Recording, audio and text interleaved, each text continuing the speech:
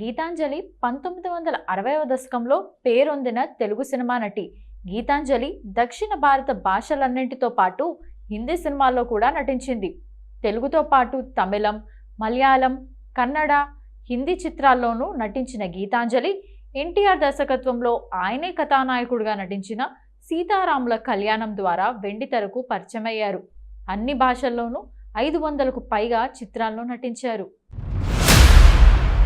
కలవారి కోడలు, డాక్టర్ చక్రవర్తి, లేత మనసులు, బొబ్బిలి యుద్ధం, ఇల్లాలు, దేవత, గూఢాచారి 116, కాలం మారింది, శ్రీశ్రీ మర్యాద రామన్న, నిర్దోషి, మాయాజాలం, గ్రీకు వీరుడు తదితర చిత్రాల్లో నటించారు.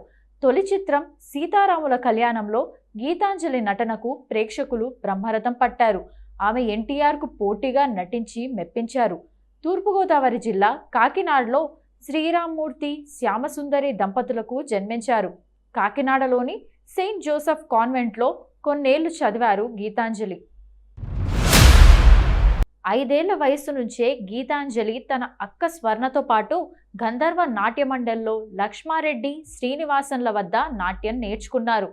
6వ ఏట నుంచి అక్కతో కలిసి నాట్య ప్రదర్శనలు ప్రారంభించారు. గీతాంజలి అసలు పేరు మణి. 1963లో పారస్ మణి అనే హిందీ చిత్రంలో నటిస్తుండగా ఆ చిత్ర నిర్మాతలు లక్ష్మీకాంత్, ప్యారేలాల్ సినిమా టైటిల్లోని మణి ఉంది కాబట్టి ఈమెకు గీతాంజలి అని పేరు సూచించారు. ఆ పేరు సినీ రంగంలో అలానే స్థిరపడిపోయింది. సహనటుడు రామకృష్ణతో వివాహం తర్వాత సినిమాలకు కొంత విరామం ఇచ్చారు. క్యారెక్టర్ ఆర్టిస్ట్గా మారిన ఆమె పెళ్ళైన కొత్తలో మాయాజాలం, బాయ్, గ్రీకు వీరుడు తదితర చిత్రాల్లో నటించారు. గీతాంజలి చివరి చిత్రం తమన్నా కథానాయికగా రూపొందుతున్న దట్ ఈస్ మహాలక్ష్మి. రాజకీయాల్లోకి వచ్చిన గీతాంజలి 2009 ఆంధ్రప్రదేశ్ శాసనసభ ఎన్నికల సమయంలో తెలుగుదేశం పార్టీలో చేరారు. ఎన్టీఆర్ను తన సినీ గురువుగా గీతాంజలి చెప్పుకునేవారు. సీతారాముల కళ్యాణం సినిమాలో కథానాయికగా తనను ఎంపిక చేసి సీత పాత్ర ద్వారా తెలుగు ప్రేక్షకులకు పరిచయం చేశారని అనేవారు. ఆ పాత్ర వల్లే తనకంటూ తెలుగులో ఓ ప్రత్యేకత వచ్చిందని ప్రతి ఇంటర్వ్యూలోనూ గీతాంజలి తలుచుకునేవారు. సీనియర్ నటి గీతాంజలి గురించి ఈ తరం వారికి కూడా తెలిసే ఉంటుంది. ఎన్నో సినిమాల్లో హీరోలకు బామ్మగా నటించి మెప్పించింది. 1960వ దశకంలో ఆమె హీరోయిన్గా మంచి సినిమాల్లో నటించింది. ఎన్టీఆర్, ఏఎన్ఆర్, కృష్ణ, శోభన్ బాబు, కృష్ణంరాజు లాంటి హీరోల సరసన నటించిన గీతాంజలి సహనటుడు రామకృష్ణను వివాహమాడి చిత్రరంగం నుండి విశ్రమించింది. వివాహం కాకముందు రామకృష్ణ, గీతాంజలి కలిసి కొన్ని సినిమాల్లో నటించారు. పెళ్లి తర్వాత కొంత గ్యాప్ తీసుకున్న గీతాంజలి అప్పుడప్పుడు సినిమాల్లో కనిపిస్తూ వచ్చింది. ఇంకా అంతేకాకుండా వరుస ఇంటర్వ్యూలు ఇస్తూ అప్పట్లో జరిగిన ఎన్నో విషయాలను అభిమానులతో పంచుకుంటూ ఉండేది. గతంలో ఒక ఇంటర్వ్యూలో పాల్గొన్న గీతాంజలి ఒక సినిమాలోని రేప్ సీన్ కోసం ఎంత కష్టపడిందో, హీరో కృష్ణంరాజు తనను ఎంత ఇబ్బంది పెట్టాడో చెప్పుకొచ్చింది.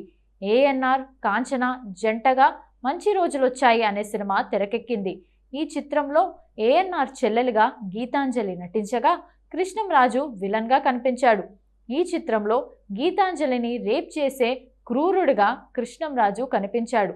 ఆ సమయంలో సెట్లో జరిగిన విషయాన్ని గీతాంజలి చెప్పుకొచ్చింది. మంచి రోజులొచ్చాయి సినిమాలో కృష్ణంరాజు గారు కుక్కను వేసుకొచ్చి ఈ మనిషిని ఎట్లా అయినా ఫినిష్ చేసి జీవితాన్ని నాశనం చేయాలని చూస్తాడు. ఘోరమేంటి, కుక్కను వదిలేస్తాడు, జాకెట్ పీకేసి చీరను లాగేసి ఘోరాతి ఘోరంగా చేస్తాడు. ఆ సమయంలో ఇబ్బంది పడడం కాదు, నరకం అనుభవించాను. ఇక ఇద్దరి మధ్య మాట పెరిగి కృష్ణంరాజుపై గీతాంజలి ఉమ్మేయాల్సి ఉంటుంది. వామ్మో, ఉమ్మడమా అని షాక్ అయ్యాను. లేదు, ఖచ్చితంగా చేయాల్సిందే అని దర్శకుడు మధుసూదన్ రావు చెప్పడంతో ఐస్ క్రీమ్ని నోట్లో వేసుకొని ఆ నురగను ఆయన ముఖంపై ఉమ్మాను. దీంతో కోపానికి గురైన కృష్ణంరాజు నాపైనే ఉమ్మేస్తావా, ఇప్పుడు చూడు నీ పని ఏమైతుందో అని ఇంకా ఎక్కువగా చేయడం మొదలు పెడతాడు. ఇప్పుడు చూడు నీ జీవితం ఎలా కుక్కలు చించిన విస్తర్లా మారుతుందో అని చెప్పి ఆగమనం చేస్తాడు. ఎంత నరకం అనుభవించినా ఆ సీన్ బాగా వచ్చింది అని ఆమె చెప్పుకొచ్చింది. ఇక ఇదే తన జీవితంలో జరిగిన సంచలనాత్మకమైన సీన్ అని ఆమె తెలిపింది. ఇక వృద్ధాప్య సమయంలో 2019 అక్టోబర్ 31న ఆమె మృతి చెందింది. కృష్ణంరాజు కూడా మరణించిన విషయం తెలిసిందే.